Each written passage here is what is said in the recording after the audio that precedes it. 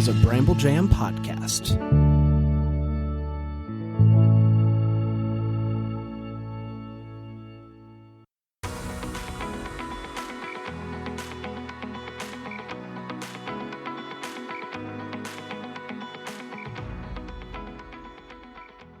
Welcome to Girls Gone Hallmark, a Hallmark review podcast. I'm Megan, and I'm a longtime Hallmark fan. I'm Wendy. I'm a former Hallmark hater. Today, we are discussing Christmas on Call, which originally aired on the Hallmark Channel on Friday, November 22nd.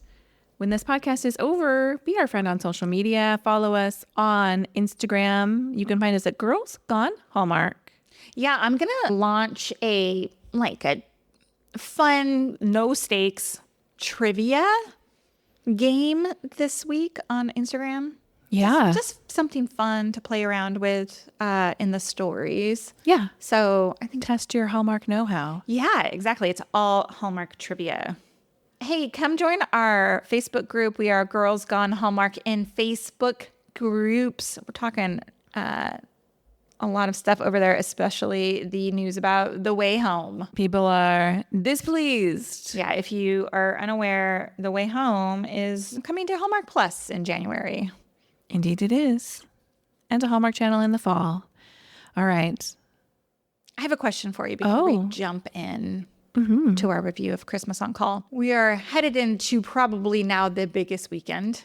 Yeah. What do they call it? Merry Thanksgiving weekend or whatever? Yeah. What are your thoughts on countdown to Christmas so far? You know, they said there was rumors that it was going to be like a big year because it's like their 15th anniversary.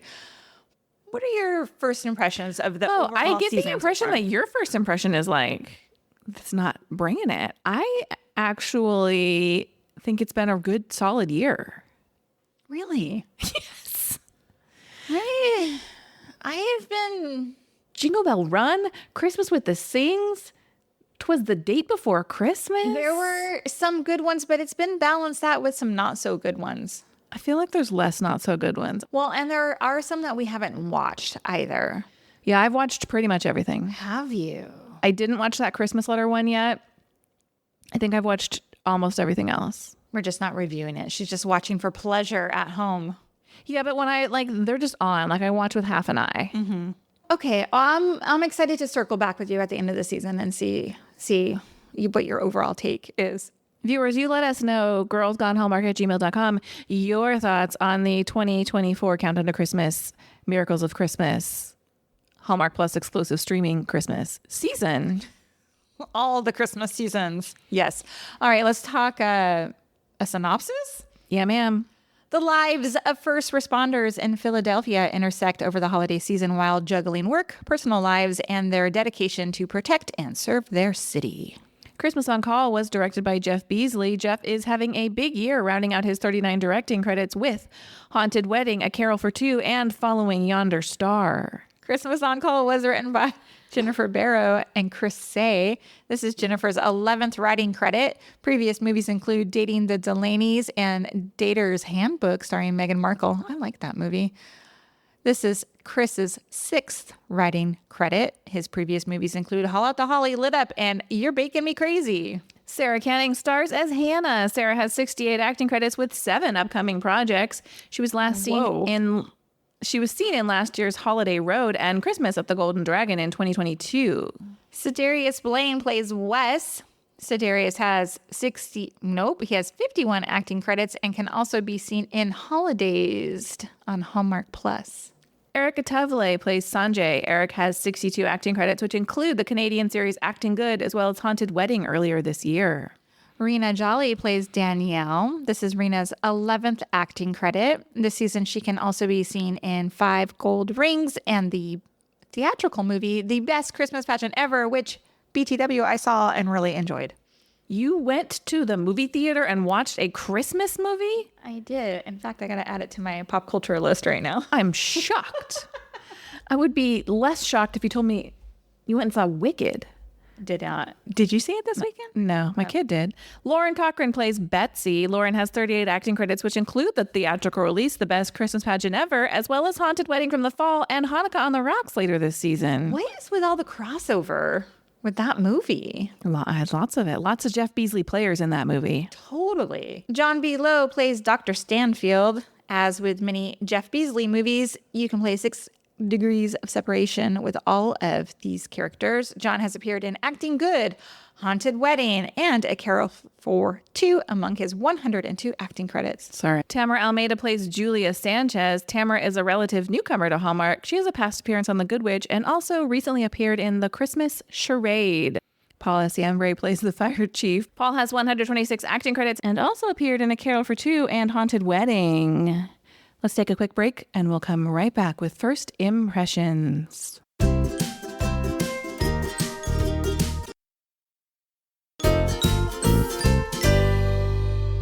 What was your first impression of Christmas on Call? What came first? The movie set in Philly or Donna Kelsey's connection to Philly? Question mark. My first impression is, say manicotti one more time. Steal mine? That was my second one. I had it on my notes. I swear to God. And I actually moved it down to, did you see that? We need listener Mike to come in hot with a manicotti image, please. Thank you very much. Let's talk what you liked. Okay. Let me preface this. While writing up my notes for this movie review, for most of my likes, I had counterpoints. And it might be the first time that has ever happened. Yeah. So let me start here with what I liked. I appreciated that this movie focused on this like close-knit group of first responders. Mm-hmm. It was giving like Chicago Fire or 911 vibes, you know? Like, yeah. Those are very like incestuous relationships. Yeah. Have you ever watched like one of those like Station 19 and Grey's Anatomy? Those network dramas, like they're together all the time. So like, you know, like romantic relationships kind of naturally happen because they're all together all the time. Anyway, I thought it was a nod to those network dramas and I liked it. However, here's my however.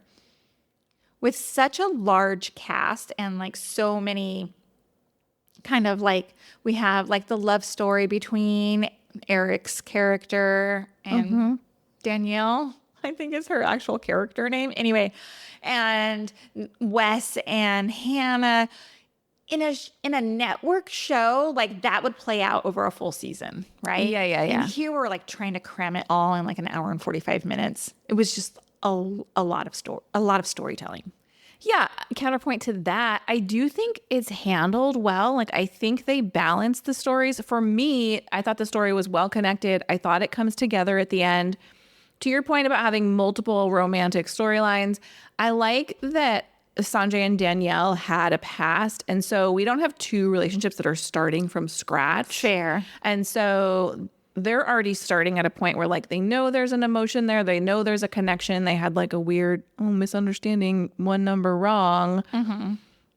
Like they thought they were enemies to lovers, but in fact that they were not. Yeah. It worked for me. I hear you. Like we don't really get a ton of deep development in a lot of these stories, but I liked if you're going to do, this takes place over like 8 days or whatever. If you're going to do it, let's not pretend like you can start a deep relationship in 8 days. Yeah. Like let's kind of lightly dust over all of these people. Sure. That's the way in which it worked for me.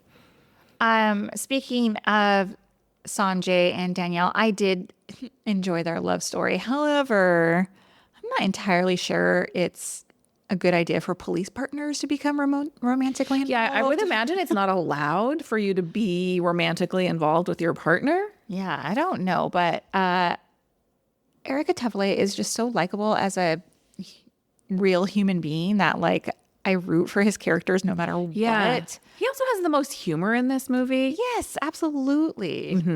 When Big fan of him with a stash, by the way. Me too.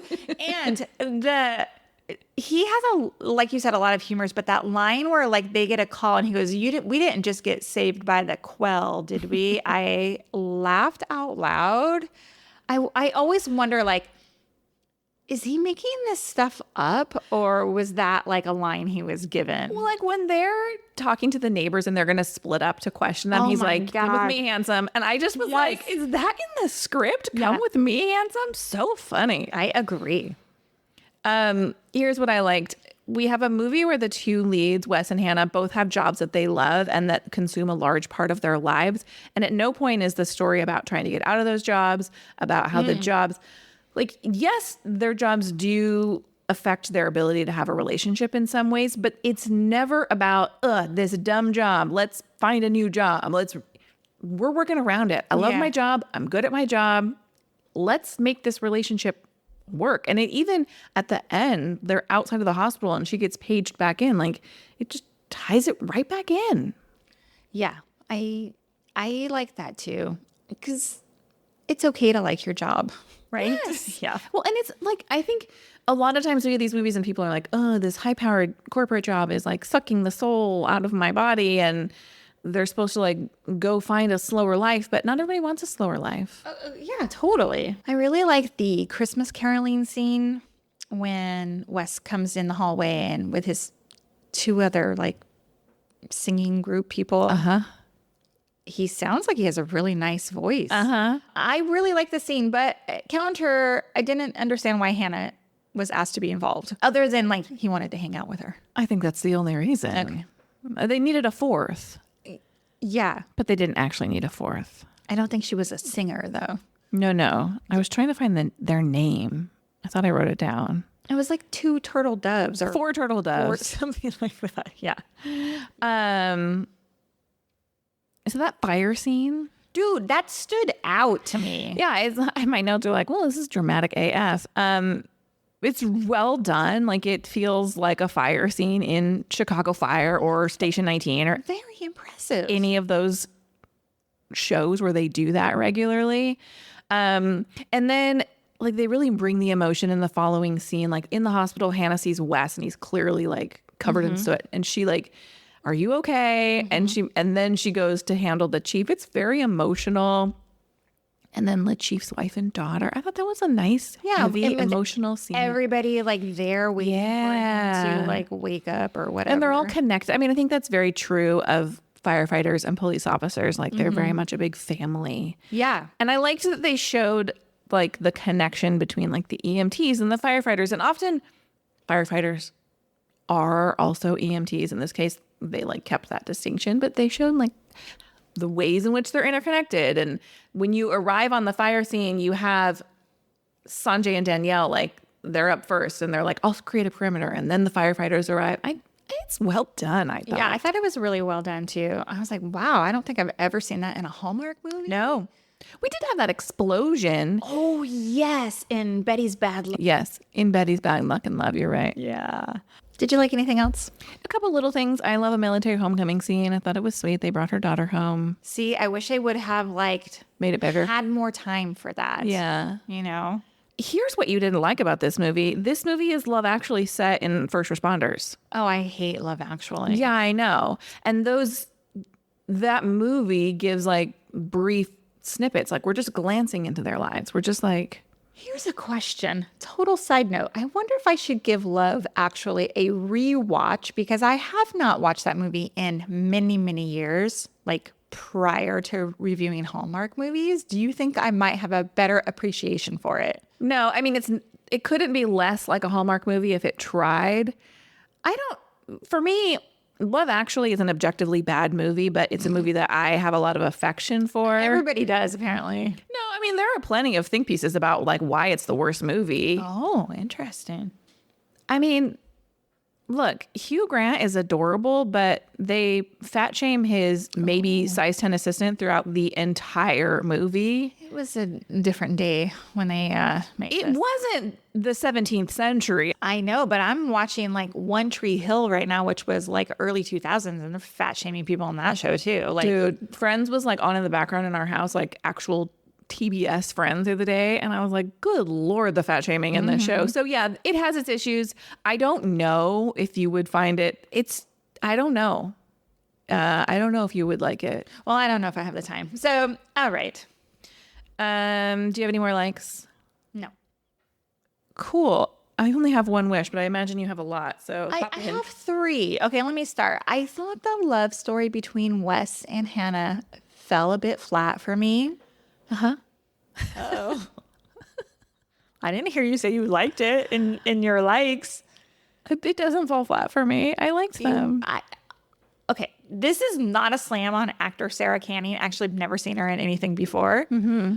But I just felt like her character, Hannah, was just like kind of unremarkable. Like, she seemed a little one note, very into her job, and like it was important to her. I get, but like I kind of looked at it as she was lonely in this new big city. And here comes along Wes, who's very nice, and maybe they're just meant to be friends. Like there was no pow sexual chemistry between these two. I don't know that Sir Darius Blaine has the ability to be in a scene and not bring pow sexual chemistry. I'm not talking about him. Yeah, but that's my point. I enjoy Sidarius Blaine. Isn't it Blaine? Did I make that up? No, it is Blaine. I enjoy him. And I remember he was in that movie with like Heather Hemmings. Like I really enjoyed. Caribbean Summer. Yeah. Uh-huh. But I don't know. It just wasn't working for me. I don't know what it was. It was mostly the character of Hannah. I just felt was. I think she has a really quiet way of acting. Like she acts a lot with her face. Like she's very mildly expressive with her face, and I think it either works for you or it doesn't. I actually liked them. I thought like these are adult. I don't know. I liked them. It was very adult. I will say that in a mature way. Like, and again, to me, I'm like, this is what I think about this movie is I think it's not doing what a lot of Hallmark movies do, and that I don't think it's trying to rush the relationship. I think they're like at a realistic place in 8 days. So like, yeah, we're gonna kiss outside the hospital and like go back to our jobs, and nobody's like rearranging their life or committing to each other. I think we're just getting like the very early glimpse of what's happening in their relationship. Well, it's so funny because if I think back to the early days of Grey's, weren't they like boning out like the first night they met? Probably, yeah. Storage I honestly room or whatever. Can't remember 27 seasons ago, but yeah, there was a lot of boning. Yeah, but I'm just saying like because these people are so invested in their job and they spend all their time there, like those sort of things happen. Yeah, sure. While in job. Okay. My next wish is I wish they had explored more of the theme of the feeling down during the holidays is normal. We have like that patient of Hannah's. She helps her, but I actually think Hannah was quite lonely as well. Oh, interesting. Yeah, I liked Betsy, that patient. And then they also address it with the neighbor. And the reason he was having issues was, that I'm not feeling the joy that you're trying to bring. You know what I thought was really interesting is like the opening scene when she leaves the hospital and all we see is her like walking. It's kind of a long scene where she walks through the streets. And I was like, why are we doing this? Like this long walk through the streets home. And later on, Wes is like, you don't see much of Philly. She's like, well, I've seen the 6 blocks between the hospital and my house. And I was like, oh, that's really interesting. Like looking back on that scene. Yeah. Now, I do think, yes, she's lonelier than, she's got her sweet neighbor, Mrs. Martino, leaving her Tupperware manicotti. Who is also lonely. I She's making know. food for the neighbor. I know. Be like, oh, why don't we have dinner together, Yeah, Mrs. I just wish they Martino? would have like dialed down into that just a little bit more because I think that's like a super relevant topic during the holiday season. Yeah. My last wish is that was my last wish.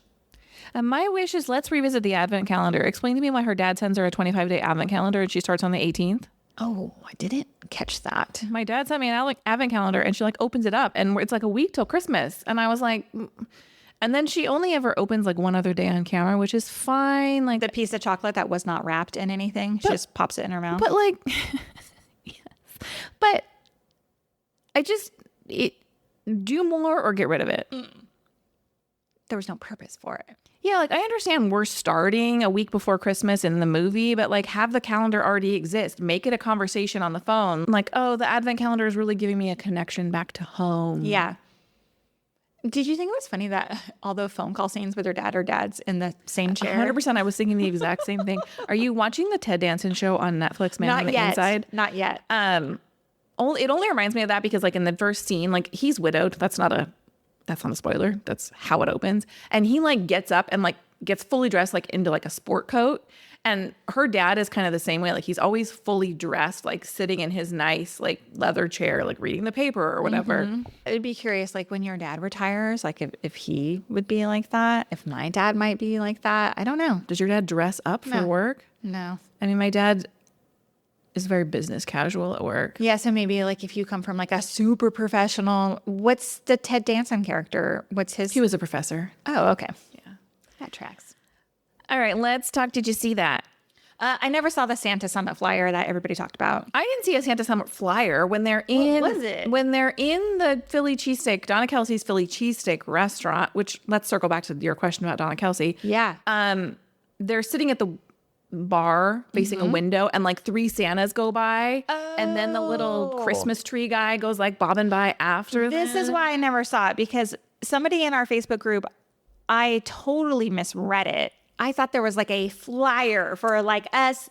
I don't believe so. Like a bar crawl. Santa crawl, whatever. No, and like one of them has like they almost look. You can't see their faces, but I was like, one of them has like the Mrs. Claus hood, like Like they did in the movie. I think Amy Groening was wearing that in the movie. That is what I saw going by. So see, and I missed all that because I'm looking for a flyer hanging in the window. It's real quick. Let's talk Donna Kelsey real quick. This isn't my Did You See That's, but yeah, that's a really good question because Donna's in this movie set in Philly because she's, you know, being fair to her children. She has the Chiefs movie, so she's got to have the Philly movie. And I'm sure Hallmark was like, anything you want, Donna. Like, you know, she's like, if I'm going to be in the Chiefs jersey, I don't know. I don't know if the setting had existed before the movie. Yeah, I'm curious. There's a lot of like, that's Philly for you comments, and people who are from Philadelphia, is that a thing that you say? Because it was giving a lot of go birds. A lot of go birds. I think that's very typical in a city like that during football season. But it was giving That's Garland for you from that other Hallmark movie, which I can't think of the name of that everybody loves so much. Anyway, is That's Philly for you a thing they say? Yeah, I don't know. We need our Philadelphia listeners to let us know.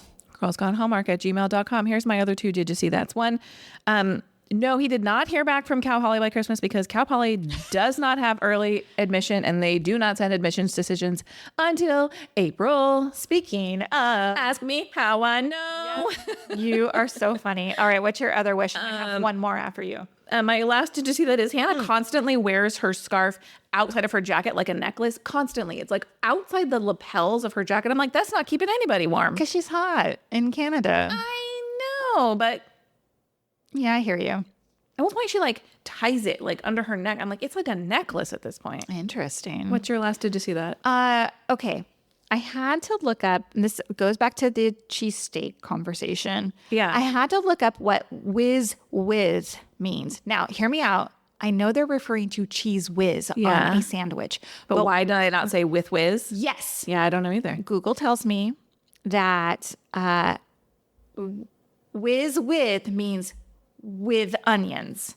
And then you would say whiz without means without onions. I did not know that. It was driving me bonkers. I was like, wait, why doesn't with come before whiz? Yeah. But this is the answer. Finally, I'd like to say that a restaurant without a menu stresses me out. I don't like going places where there are unwritten rules that I don't know what they are. That feels super embarrassing to me. What did you rate Christmas on Call? I gave it 3 stars. Do you think you didn't like this movie because it's not funny? Maybe. Yeah, I think that plays into it. And 3 stars doesn't mean I didn't like it. Okay, do you think it like wasn't an out of the park hit for you because you like movies that are funnier and faster? That are funny and fast, yeah. I gave it 3.75 stars. I enjoyed it. Thank you for listening to this episode of Girls Gone Hallmark, a Bramble Jam podcast. If you love our reviews, please leave us a 5-star rating and review in the Apple Podcast app, and we will be back tomorrow talking 3 Wiser Men. Bye.